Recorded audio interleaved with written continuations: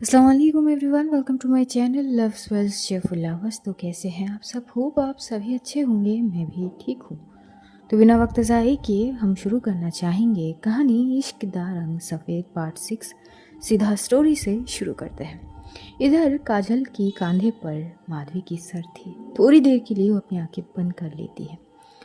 काजल भी बस चुप से अपनी बहनी की सर को सहला रही थी। बोलने के लिए उसके पास कुछ भी नहीं थी, बस शांत थे दोनों। तभी काजल के फ़ोन पे बार बार कॉल आ रहे थे। काजल फ़ोन की ओर देखती है। 2 दफ़ा कट भी कर चुकी थी, लेकिन रिसीव नहीं कर रही थी। तभी एकदम से माधवी की आंखें खुल जाती हैं। वो नोट करती है। तभी वो सर उठा के काजल की ओर देखती है। तब भी फ़ोन में रिंग हो रही थी। काजल तुरंत फ़ोन को डिस्कनेक्ट कर देती है। माधवी पूछती है कि थाई किसकी कॉल है? वही वो घर से कॉल आ रहे हैं, आई की कॉल है। तो थाई आप फ़ोन क्यों काट रहे हो? फ़ोन उठा लो ना। थाई उठा लीजिए ना फ़ोन। वही फ़ोन उठा लूँगी, पर आपको भी पता है वो अभी सारा से बात करना चाहेगी, फिर वीडियो कॉल करेगी, और जब सारा को इस हालत में देखेंगी तो वही उनका बर्ताव आपको भी पता है ना। मैं नहीं चाहती कि इसके कारण भी वो आपको कोसे। हम बाद में बात कर लेंगे। नहीं ताई, कोई बात नहीं, वो बड़े हैं, आई है, वो सुना सकते हैं बात, मैं सुन लूँगी। वही इन 4 सालों से आप बस बात सुन ही रहे हो। जब से भाई गए ना, तब से बात सुन ही रही हो, फिर चाहे आपकी गलती हो या ना भी हो।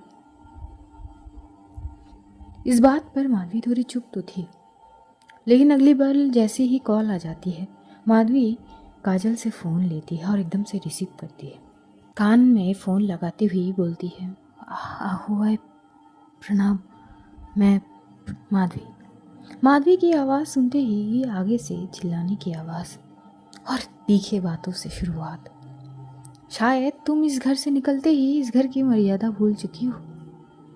अपनी रंग में आ रही हो तुम, मैं समझ रही हूँ। इस घर से क्या निकली, तुम तो पूरी चीज़ें भूल गई। माधवी शांत थी और कुछ नहीं कह रही थी। काजल थोड़ी देर तक नोट करती है कि इतनी शांति से माधवी क्या नोट सुन रही है। तभी वो माधवी से फ़ोन लेती है और फ़ोन लाउड स्पीकर पे करती है। तो भाई साहब, उसकी आई जितनी बातें माधवी को सुना रही थी, काजल को खुद बर्दाश्त नहीं हो रही थी। वो फ़ोन एकदम से ले लेती है और बोलती कि बस करूँ आई, क्या हो गई है? हाँ, वो किसी और के पास नहीं, आपकी खुद की बेटी के पास है, मेरी पास है वो। और कौन से मर्यादा? मैं अपनी बहनी को अपने घर लाई हूँ कुछ दिन के लिए, इसमें वो कौन सी आपकी मर्यादा उल्लंघन हो गई? ज़रा ये बताइए मुझे। आई कितनी बार समझा चुकी हूँ, लेकिन आप है कि अपनी चीज़ों से बात नहीं आती है। आई अब बस भी करे। आई आपकी ना उम्र हो चुकी है, थोड़ी बहुत उस चीज़ का लिहाज भी कर लीजिए आप। थोड़ी बहुत माँ बेटी की बहस होने लगती है। इधर माधवी बार बार काजल को कहती है कि थाई बस बस करूँ ना, आई से ऐसे बात नहीं करना चाहिए। हाँ तो कैसे करूँ बहिनी, आप बताइए। जिस तरह से ये बात कर रही है, कोई क्या मतलब क्या है ये? आई ऐसे तो परायों के भी साथ भी इस तरह से बर्ताव नहीं करे जाते जिस तरह से आप कर रही हो। ये कोई बाहर की लड़की नहीं है, उस घर की लक्ष्मी, आपके बेटे का पत्नी, आपकी बहू है। आई क्यों बार बार मुझे आपको ये बात याद दिलानी पड़ती है कि वही बाहर की कोई नहीं है, हमारे घर की मेंबर है। थोड़ी बहुत और बहस वगैरह होते तो आगे से एकदम से सारा के बारे में पूछे जाते, और उसी वक्त सारा भी माधवी के पास आती है। माधवी की गोद में बैठ जाती है। हाय मेरे सर पे पुनः दर्द हो रहा है। थोड़ी बहुत आवाज़ उसकी दादी तक चली जाती है, तो लग रहे थे ना कि उसकी तबीयत शायद ठीक नहीं है। काजल की आई पूछ लेती है कि सारा को क्या हुआ, उसकी आवाज़ इतनी धीमी सी आ रही है। काजल पहले बोल देती है कि आई वो कुछ नहीं, थोड़ी सी इसकी तबीयत ठीक नहीं है। तो बोले जाते कि वीडियो कॉल करो, मुझे देखनी है अपनी पोती को। काजल पहले मना करती है, लेकिन अपनी आई की ज़िद में वो बाद में कॉल करती है, रिसीव होती है। वो भाई साहब जैसी ही सारा को उसकी दादी देखती है, तो पूरी बरस जाती है। और उनकी बोले इतनी तीखे थे भाई साहब, इसलिए भी ये सारी चीज़ वो माधवी पर डाल देती है कि माधवी ने शायद ठीक से ध्यान नहीं दी होगी, उसकी ध्यान नहीं थी, बच्चे के ऊपर ध्यान नहीं दे पाई, अपनी चीज़ों में इतनी ध्यान थी कि बच्चे तक देख नहीं पाए। वो तो ये भी बोल देती है, अगर बच्चे संभाली नहीं जा रही है ना, जहाँ तेरा मन करे वहाँ चली जा, लेकिन हमारी पोती को कुछ नहीं होनी चाहिए। ये बात सुन के माधवी हमेशा की तरह चुप ही रहती है, एक शब्द तक नहीं बोलती है, बल्कि सारा बोलती है कि अजी आप आई को क्यों वो डांट रही हो, आई कुछ नहीं किया, आई तो मेरे लिए खाना बना रही थी ना, वो तो मैं खेलते खेलते सोफे से गिर गई। तो बेटा ऐसा नहीं करने होते हैं ना, खुद का ध्यान भी तो रखनी होती है। हाँ अजी वो मैं तो ध्यान रखती हूँ ना, हो गई, आप आई को मत डांटो, आई ने कुछ नहीं की। थोड़ी बहुत चीज़ें होती है। काजल को और बात करने का मन नहीं हो रही थी, वो एकदम से फ़ोन लेते हुए बोलती कि आई देख लिया ना अपनी पोती को, वो ठीक है, और आपकी पोती ऐसे आसमान से नहीं टपकी, कम से कम आपकी पोती की माँ को कम से कम उतनी रिस्पेक्ट भी आपको देनी चाहिए जो आप नहीं देती। ये बोलते हुए वो एकदम से कॉल डिस्कनेक्ट कर देती है। माधवी फिर बोलती है कि थाई आप भी क्या, वाहिनी मैं भी, वाहिनी आप खुद के साथ इस तरह से बर्ताव होने कैसे देती है, मतलब गलती ना होने पर भी इतनी घिनौनी बात सुनना, वाहिनी ये गलत बात है, जो चीज़ गलत है कम से कम उसके लिए तो आवाज़ उठाइए। माधवी आज भी शांत ही थी हमेशा की तरह। काजल अब बोल बोल के थक चुकी थी, कितना बोल सकता है इंसान, जब इंसान खुद ही बदलना नहीं चाहते तो मजाल है कि उसको ज़बरदस्ती बदलाया जाए। काजल उठ जाती है और जाते जाते माधवी की ओर देख के बोलती कि वहिनी सारा बड़ी हो रही है, क्या आपको नहीं लगता कि इन सारी चीज़ों की असर उसमें होगी, सोचिएगा। और ये बोलते हुए वो चली जाती है। माधवी थोड़ी सोच में पड़ जाती है, तभी सारा उसकी आंचल को खींचती है। हाय, तभी माधवी देखती है उसकी ओर, उसको कस के गले लगा लेती है और बोलती कि हाँ बच्चा कुछ खानी है। हाय, टीचर आंटी नहीं आएगी क्या अब, उन्होंने तो मुझे चॉकलेट नहीं दी, मुझे चॉकलेट खानी है। माधवी बोलती कि बच्चा वो आपकी टीचर आंटी तो चली गई ना, अब शायद कुछ दिन तक वो ना आए, पर आए फिर मुझे चॉकलेट कौन देगी। तभी काजल आती है एक चॉकलेट लेके, वो देखी क्यों बच्चा मैं हूँ ना, ये लो।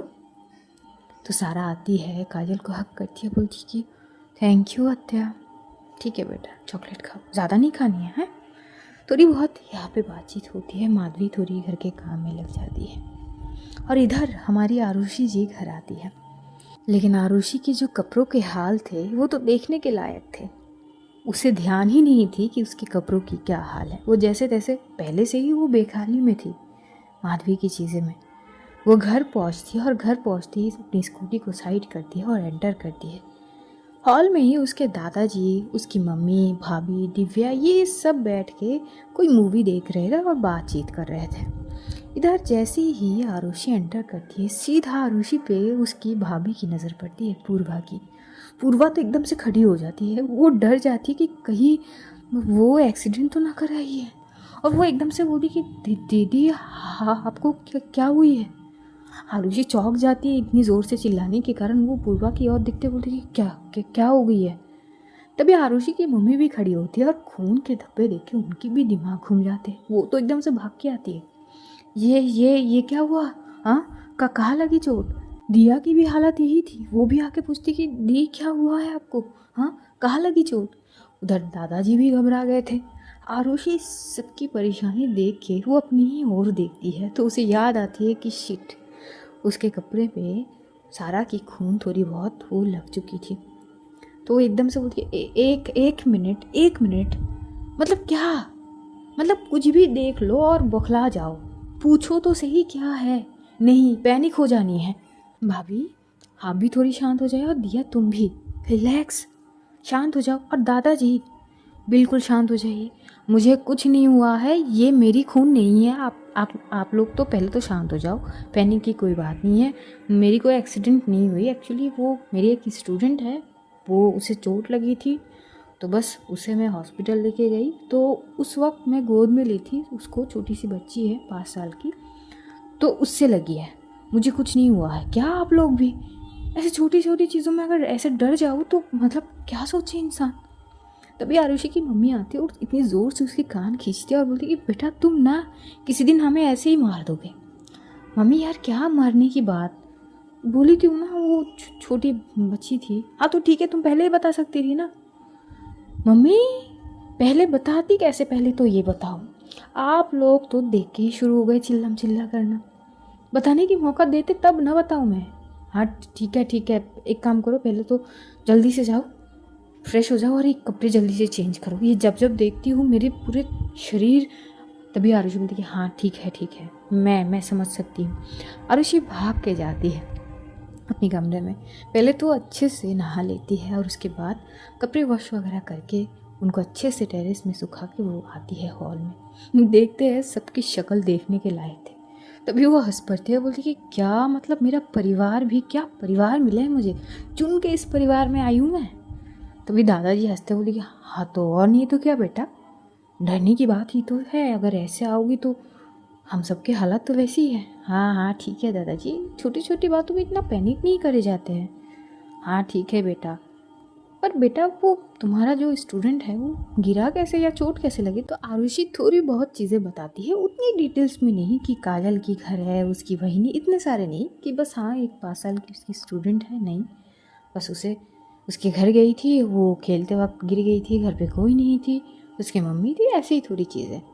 इन्हीं सारी चीज़ों में डिस्कस करते करते आरुषि की भाई और पापा भी आ चुके थे। अब वो सारी चीज़ें आरुषि की मम्मी और रिया उन दोनों को बताते हैं। आरुषि अपनी सर पकड़ के बैठ जाते हैं, बोलती कि आप सब क्या हो, मतलब मुझे ना कलेश देखने के लिए बाहर जाने की ज़रूरत नहीं है, मेरे घर में ही सब कलेश करने के लिए बिल्कुल रेडी है, सब तत्पर है। मतलब छोटी सी एक बात है, उसका बतंगड़ बना दिया आप लोगों ने। तभी अखिल भी बोल पड़ता है, हाँ तो देखो ये सीरियस भी हो सकता है, अब हमें क्या पता कि तुम अपनी स्टूडेंट के चक्कर में अपने कपड़ों में खून लगा के आए हो, तुम्हें चोट भी लग सकता है। अरे भाई पॉजिटिव भी सोचना चाहिए। हाँ ठीक है, हम लोग फ्रेश होके आते हैं। अब थोड़ी माहौल पारिवारिक हो जाता है, देखते देखते वक्त बीतने लगता है। आरुषि को थोड़ी फिक्र सी होती है कि सारा ठीक होगी, तो कॉल करती है काजल को शाम तक। काजल कॉल रिसीव करते हैं, बोलती कि हाँ आरुषि, काजल सब ठीक है ना। हाँ सब ठीक है, वो सारा की दवाई वगैरह हाँ वो खिला चुकी होगी बहनी ने। अच्छा बस दवाई अपनी हिसाब से देने के लिए कहना, और वो ऑइंटमेंट भी। हाँ तू ठीक से पहुंची थी ना। हाँ बाबा मैं ठीक से पहुंची थी, और घर पे सब ठीक है। सब ठीक ही है। इधर आरुषि को काजल से पूछनी थी कि माधवी कैसी है, पर पता नहीं अजीब सी लग रही थी कि पूछना सही होगी कि नहीं, तो वो पूछती नहीं है। लेकिन आगे से काजल बोलती है कि आरुषि, हाँ काजल बोलना, तूने जो स्केच बनाई है बहनी की। तो आरुषि थोड़ी सीरियस हो जाती है और वो एकदम से बोलने लगती है, अरे वो बस मैंने ऐसे बना दी थी, पर जो भी है थैंक यू। अगर इससे उनको थोड़ी सी भी समझ आ जाए। एक्चुअली मैं भी उनको ऐसे ही समझा रही थी कि यार खुश रहने के लिए किसी और के साथ होने की कोई ज़रूरत नहीं है। उनकी बेटी है, कम से कम बेटी के ज़रिए वो थोड़ी बहुत अगर खुश रह जाएगी तो अच्छी है, लेकिन पता नहीं उनको क्या समझ आई। हाँ ठीक है ना, समझ आई तो ठीक, नहीं तो क्या कर सकते हैं, थोड़ी बहुत ऐसी बात होती है।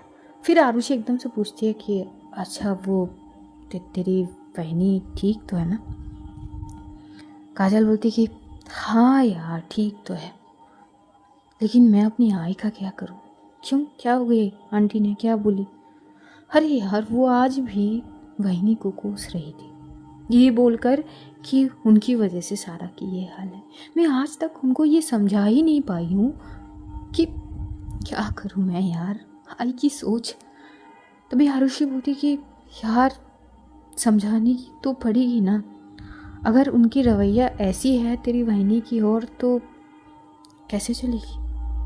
और शायद तेरी हाई बाबा से उनको जितनी प्यार मिलनी चाहिए थी उतनी मिली नहीं, ना प्यार मिली ना सपोर्ट मिली, तो मिली ताना मिली, तंज मिली, जिसके कारण शायद तेरी बहनी इतनी ज़्यादा रूठ चुकी है ज़िंदगी से, और जो सच है वही मान ली है।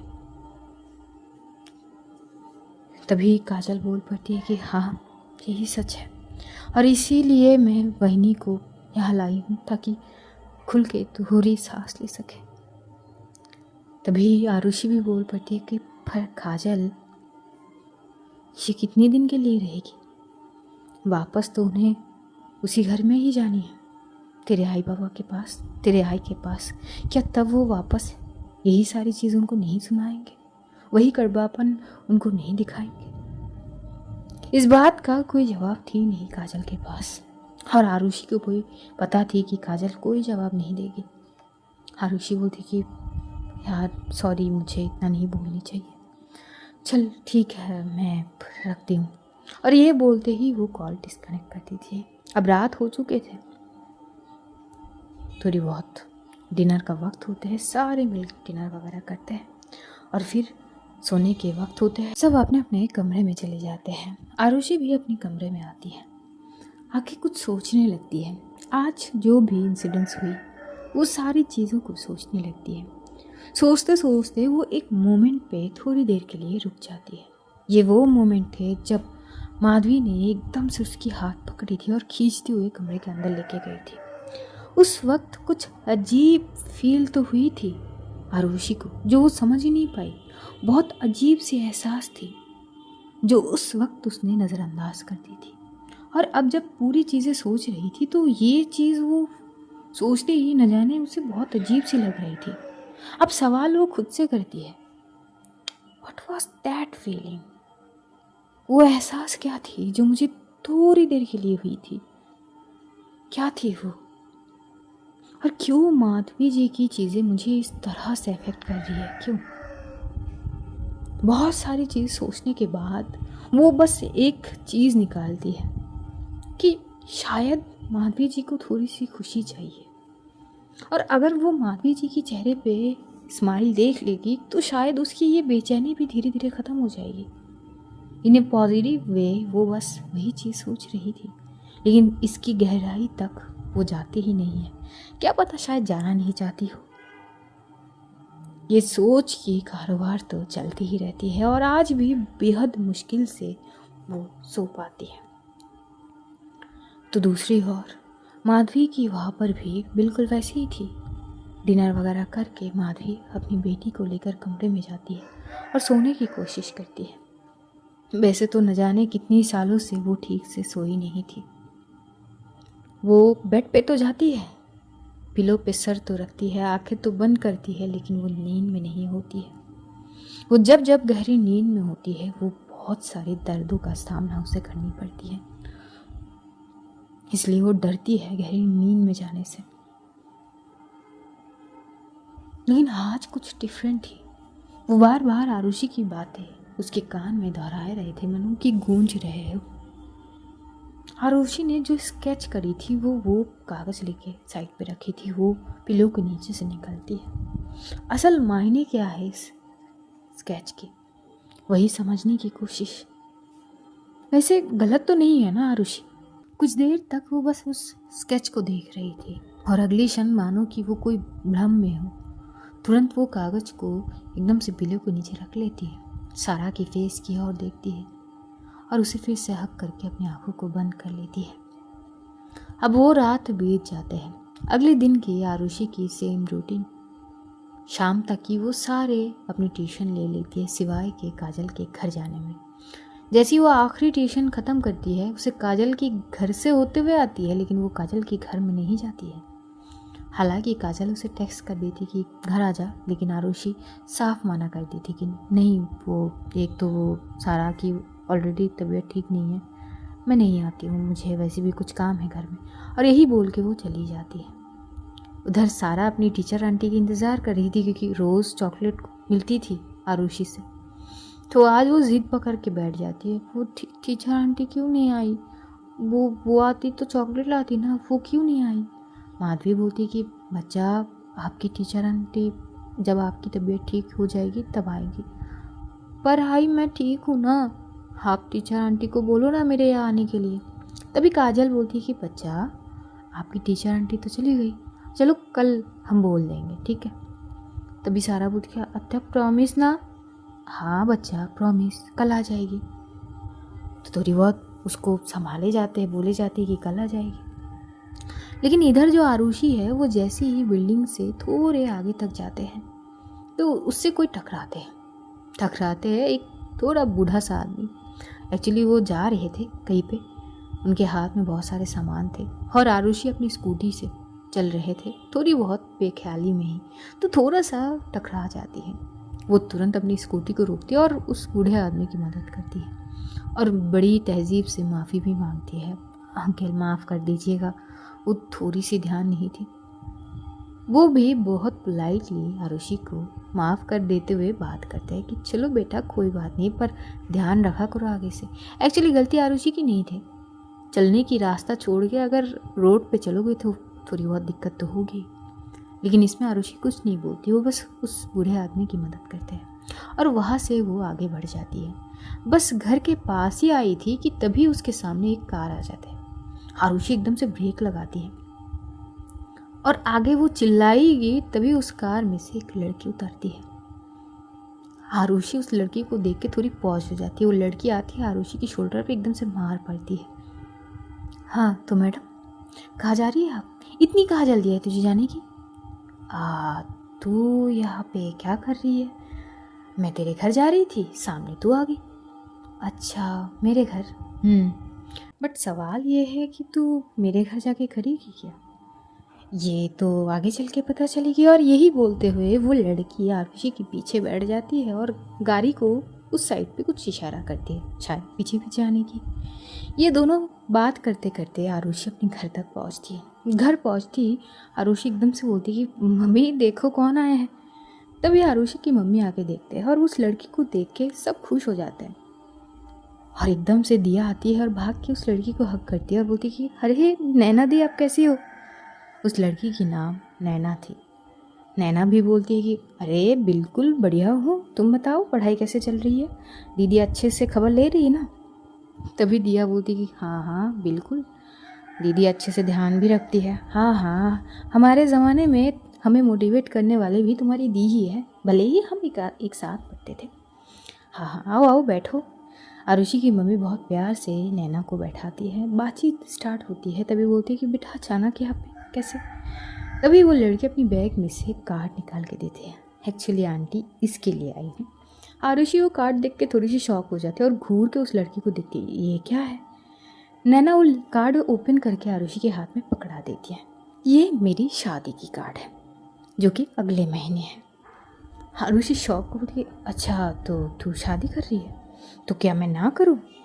नहीं नहीं मैं ये नहीं कह रही हूँ, बट इतनी जल्दी क्या है। तभी आरुषि की मॉम बोलती है कि बेटा तुम नहीं करोगी इसका मतलब ये तो नहीं कि अब हर कोई नहीं करेंगे। तभी नैना भी हंस पड़ते बोलती है क्या आंटी आप भी। तभी थोड़ी बहुत वहाँ पे चाय नाश्ता के इंतज़ाम करे जाते हैं। आरुषि बोलती है कि काजल के घर नहीं गई। नैना बोलती कि तेरे घर से होते हुए काजल के घर जाऊँगी, यही सोच के आई मैं। शुक्र है, अगर थोड़ी लेट होती और मेरी एक और ट्यूशनी थी, अगर मैं वो करती ना तो मैं तुझे घर नहीं मिलती, काजल के घर में ही मिलती। तभी नैना बोलती अच्छा ये बात है, तो मेरी टाइमिंग गलत हो गई। नहीं नहीं तेरी टाइमिंग सही टाइम हुई है। अच्छा, थोड़ी बहुत वहाँ पे बातचीत होती है तो आरुषि देखती है जो प्लेस है शादी का वो अलग जगह है। वो बोलती है नागपुर, हाँ वहीं पे है शादी। अच्छा ये जगह तो आई मीन क्या, नहीं कुछ नहीं। क्या बोल तो सही। नहीं कुछ नहीं, देख कुछ नहीं है तो ठीक है, लेकिन अब की बार ना, इस बार मेरी शादी में मुझे कोई भी एक्सक्यूज़ नहीं चाहिए तुझसे आरुषि। हमारे सारे फ्रेंड सर्कल जितने की भी शादी हुई है ना, सिवाय काजल के हर किसी की शादी में तूने कोई ना कोई एक्सक्यूज़ डाल दी है। कम से कम मेरी शादी में ये बिल्कुल भी मत करना। आरुषि थोड़ी चुप हो जाती है, बोलती कि पर यार मैं सोचूंगी, अगले महीने की है ना। सोचने की कोई चीज़ नहीं है, तुझे आनी है का मतलब आनी है, केवल तुझे ही नहीं काजल को भी। तभी एकदम से आरुषि बोल देती है कि काजल को कोई दिक्कत नहीं होगी क्योंकि उसके घर भी तो वही है। नैना बोलती कि हाँ मुझे पता है, पर वो अपने घर का, वो तो यहाँ पे रहती है ना। तो देख आरुषि, नो एक्सक्यूज़ प्लीज़, और दादाजी आपको भी आने हैं। तभी एकदम से आरुषि के दादा बोलते हैं कि बेटा इस उम्र में कहाँ जाऊँगा मैं, बच्चे चले जाएंगे और हमारे आशीर्वाद तो हमेशा तुम सबके साथ है ही। चाय पीते पीते ये लोग बात कर रहे थे, थोड़ी बहुत पुरानी बातें नैना बोल रही थी। पता है आंटी, हॉस्टल में ना घर की खाना को मैं बहुत ज़्यादा मिस करती थी, लेकिन ये एक आरुषि ही थी हम सबके पास, जो हॉस्टल में तो कभी नहीं थी, लेकिन हाँ आपके हाथ के खाना ज़रूर खिलाते थे हमें। और सबसे मज़ेदार यार, एग्ज़ाम के वक्त जब आरुषि हमारे पास आते थे 1 हफ्ते के लिए इकट्ठे पढ़ाई करने के लिए, और बहुत स्ट्रिक्ट है आपकी ये लड़की पढ़ाई में, हमें थोड़ी देर के लिए ना रेस्ट भी नहीं लेने देती थी। कहे तो ठीक है, कहीं आखिरकार हमारी एग्ज़ाम जो हम अच्छे खासे दे देते, उसकी ज़िम्मेदार आपकी बेटी भी है। थोड़ी बहुत पुराने दिनों को याद करे जाते हैं। आरुषि चुप से सुन रही थी, नैना बता रही थी, दिया बड़ी उत्सुकता से वो सारी चीज़ सुन रही थी। एक्चुअली बात हो रहे थे हॉस्टल की। आरुषि की जो बैच थी उसके सारे फ्रेंड सर्कल हॉस्टल में थे सिवाय आरुषि के। आरुषि बस घर में रह के पढ़ाई करती थी। हाँ, लेकिन जब एग्ज़ाम के वक्त आते थे तो वो हॉस्टल में चली जाती आराम से पढ़ाई करने के लिए, क्योंकि उसका मानना है हॉस्टल में सबके साथ पढ़ाई करेगी तो वहाँ पे ज़्यादा फोकस कर पाएगी। तो जब 1 हफ्ते के लिए घर से जाती थी तो बहुत सारे खाना वगैरह लेके जाती थी और सबको बांट के देती थी। और वही सारी बात नैना बता रही थी। बताते बताते वो ये बोलती है कि आंटी पता है, वैसे तो हम सेम बैच की थे, पढ़ाई वगैरह सेम ही थे, लेकिन आपकी बेटी ने हमारे नाक में दम करके रखते थे उस समय। मतलब आंटी 5 मिनट के लिए भी रेस्ट नहीं लेने देती थी ये। और अगर थोड़ी देर ज़्यादा हो गई ना वॉशरूम से आने की, तो जाके दरवाज़ा पे ठकठकाने लगती थी आपकी ये बेटी। जीना हराम करके रखी थी। लेकिन हाँ, मैं बहुत मिस करती हूँ यार उन दिनों को। हमारे बैच में सबसे खड़ूस तू ही थी स्ट्रिक्ट पढ़ाई में। तभी आरुषि हंसते बोलती कि यार ऐसा नहीं है, अगर मेरी चीज़ ये थी कि हम सब पहले पढ़ाई कर लेते हैं फिर बाद में चीज़ों को कर लेंगे, लेकिन तुम थे कि मस्ती मजाक में पढ़ाई को कभी कभार पीछे छोड़ देते, तो उसीलिए मैं थोड़ी बहुत डांट वगैरह लगाती थी। तभी नैना हंसती है, बोलती कि थैंक्स टू यू, अगर तू नहीं होते ना तो न जाने हम सबका क्या होते। थोड़ी बहुत ऐसी बात होती रहती है और आखिर में जो नैना है वो सच में स्ट्रिक्टली ही बोल देती है कि देख, अब तक ना हमारे बहुत सारे फ्रेंड्स सर्कल में लगभग 4-5 लोगों की शादी हो गई, कल्पना भी और काजल भी। तूने ना कल्पना की वहाँ पे गई और ना किसी और की, बस काजल की शादी अटेंड करी थी। तो मेरे हिस्से में ऐसी नहीं होनी चाहिए, प्लीज़ प्लीज़ मुझे कोई एक्सक्यूज़ नहीं चाहिए। तभी आरुषि बोली कि यार ठीक है ना, इतना क्या बोल रही है, मैं कोशिश करूँगी। तो थोड़ी बहुत बात वहाँ पे होती है और उसके बाद नैना वहाँ से चली जाती है। नैना वहाँ से जाकर काजल की वहाँ पे जाती है।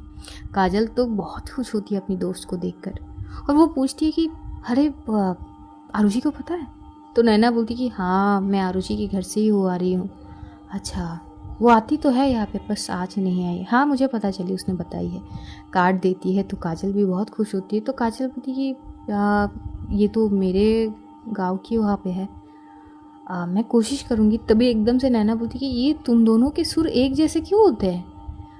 आरुषि जैसी बोलती है, तू भी वैसी बोलती कि देख ठीक है, मैं समझ सकती हूँ कि तेरी अब शादीशुदी ज़िंदगी थोड़ी बहुत डिफरेंट है, अब बेबी भी हो चुकी है, पर ठीक है ना, बट यार अपना दोस्ती भी तो है। मैं तुम सबको अपनी शादी में देखना चाहूँगी, प्लीज़। काजल भी हंसते बोलती कि चल ठीक है, आ जाऊँगी मैं, पक्का ना? हाँ पक्का।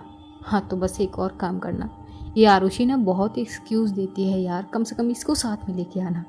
तभी ही काजल हंसते हैं, बोलती कि हाँ ये बात तो सही है। माधवी पीछे खड़ी की बात सुन रही थी। माधवी चाय लेके आती है नैना को लिए। तो माधवी को पहले नैना कभी नहीं देखी थी, तो वो जब देखती है तो वो बोलती कि ये कौन है। तभी काजल बोलती कि अरे ये मेरी बहनी है, वो मेरा तो एक ही भाई था ना। अच्छा वो तेरी बहनी, सॉरी यार, इट्स ओके, कोई बात नहीं। वहाँ पे थोड़ी बहुत बात होती है और उसके बाद नैना चली जाती है। वो चाय नहीं पीती, वो ये बोल रही थी कि वो एक्चुअली आरुषि के घर से पी के आई हूँ।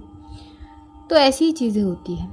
तभी माधवी पूछती है कि ताई ये कौन है। तभी जो काजल है वो माधवी को अपनी दोस्तों के बारे में बताती है। उसके बैच में लगभग 7-8 लोगों की ये दोस्ती थी, थोड़ी बहुत गहरी, ग्रुप बोल सकते हैं एक। उसमें से कल्पना, काजल, नैना और आरुषि, ये 4 की दोस्ती कुछ ज़्यादा ही गहरी थी। लेकिन इन चारों में से भी आरुषि और काजल का दोस्ती थोड़ी डिफरेंट है। ये दोनों एक दूसरे को कुछ हद से ज़्यादा ही समझते थे। काजल ये डिस्क्राइब कर रही थी और काजल आरुषि के बारे में बहुत सारी चीज़ बता रही थी कि किस तरह से जब काजल हॉस्टल आ चुकी थी अपने सारे दोस्तों के साथ, वो घर का खाना बहुत मिस करती थी। तो ऐसे ही आरुषि अपने घर से लेकर खाना वगैरह लेके जाती थी। एग्ज़ाम के वक्त सब इकट्ठे पढ़ाई करते थे।